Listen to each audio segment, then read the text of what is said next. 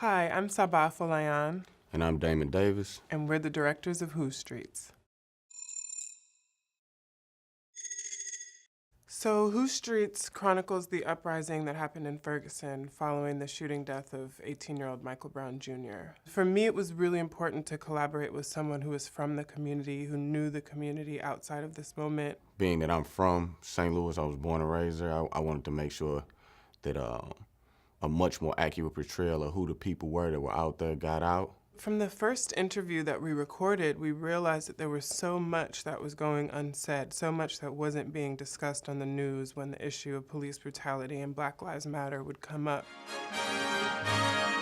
Good evening. The images from this weekend of violence in the streets, stores being looted. Crowds of people breaking into stores along West Florissant overnight. The police chief of St. Louis County told the reporters the violence is destroying this city. You see bottles of booze come out, a lot of open containers. You see people smoking a little dope. And I hate to keep bringing that up every night, but it really does become part of the mix. People, storytellers, were parachuting in, getting the perspective that they could in a really short amount of time and leaving.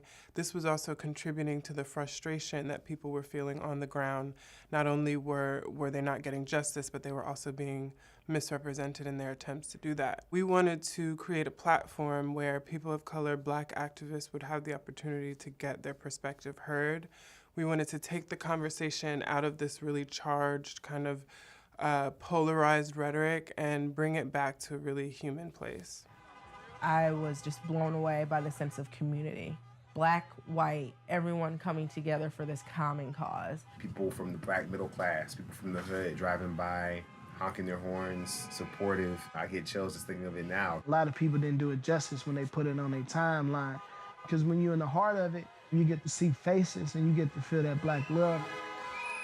I hope Who Streets open up a door to understanding that people are equipped to tell their own story. The media tends to prioritize members of, public officials or members of the police and take their statements at face value and not recognize the statements of everyday people as equally valuable. And that is the challenge that we hope this film poses to other storytellers in covering these kinds of issues.